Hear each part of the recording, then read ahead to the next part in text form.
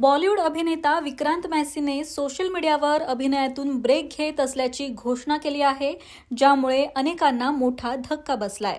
यामुळे अनेकांनाच प्रश्न पडलाय की विक्रांतचं सर्व काही उत्तम सुरू असताना असा निर्णय का घेतला, काय आहे यामागील कारण, हे या व्हिडिओत तर पाहूच. याशिवाय विक्रांतच्या करिअरची सुरुवात कशी झाली, मिळालेले पुरस्कार कोणते, यावर देखील नजर टाकूयात. तर विक्रांतने रविवारी 1 डिसेंबर रोजी सोशल मीडियावर एक पोस्ट शेअर केली.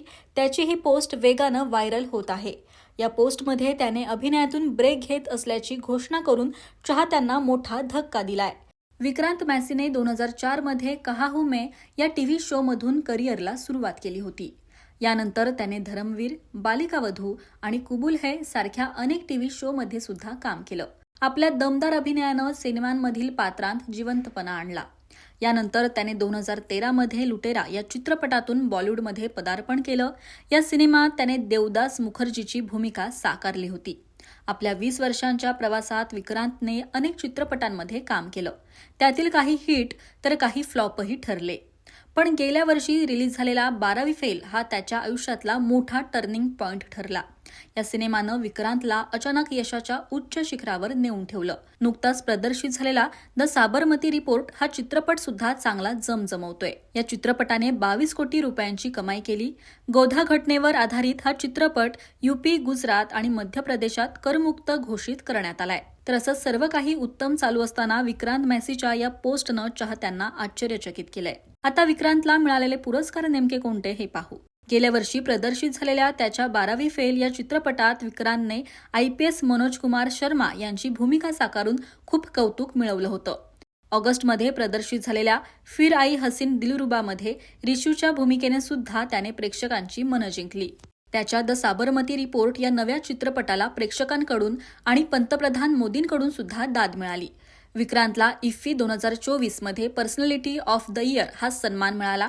तो स्वीकारताना तो म्हणाला, मी नेहमीच जबाबदारीनं काम करतो. माझ्या चित्रपटांमध्ये मी मनोरंजनासोबतच समाजातील सत्य दाखवण्याचा प्रयत्न करतो. याशिवाय त्याला फिल्मफेअर पुरस्कारानं सुद्धा गौरवण्यात आलं. आता विक्रांत मॅसीने नेमकं त्या पोस्टमध्ये काय लिहिलं यावर नजर टाकू. तर विक्रांतने त्याच्या इंस्टाग्रामवर एक अतिशय भावनिक पोस्ट शेअर करून निवृत्तीची घोषणा केली. त्याने आपल्या पोस्टमध्ये लिहिलं आहे की, नमस्कार, गेली काही वर्षे आणि त्यापुढील काळ अभूतपूर्व आहे. तुम्ही दिलेल्या समर्थनासाठी मी तुमच्या प्रत्येकाचे आभार मानतो. पण जसजसा मी पुढे जातो तसतसे मला पुन्हा रिसेट करण्याची आणि घरी परत जाण्याची वेळ येते असं जाणवतंय. पती, वडील आणि मुलगा आणि अभिनेता म्हणून सुद्धा. तर 2025 मध्ये आपण एकमेकांची शेवटची भेट घेऊ. योग्य वेळ येईपर्यंत शेवटचे 2 चित्रपट आणि अनेक वर्षांच्या आठवणी. पुन्हा धन्यवाद. प्रत्येक गोष्टीसाठी आणि मधल्या इतर प्रत्येक गोष्टीसाठी कायमच ऋणी. विक्रांतच्या या पोस्टवर चाहते सुद्धा भरपूर कमेंट करतात. असं का करतोयस? चांगले कलाकार फार कमी आहेत. एवढं अप्रतिम करिअर सोडून जाणं आकलनापलीकडचं आहे, अशा कमेंट करून बऱ्याच जणांनी आपल्या भावना व्यक्त केल्या आहेत. तर आता विक्रांतने हा निर्णय का घेतला असावा या महत्त्वाच्या मुद्द्यावर येऊ. तर विक्रांत आणि त्याची पत्नी शीतल ठाकूर यांनी यावर्षी त्यांच्या पहिल्या मुलाला जन्म दिला.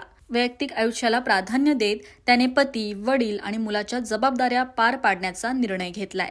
त्याच्या निर्णयाने चाहते सुद्धा भावूक झालेत आणि आता त्याचे शेवटचे 2 चित्रपट 2025 मध्ये प्रेक्षकांच्या भेटीला येणार आहेत.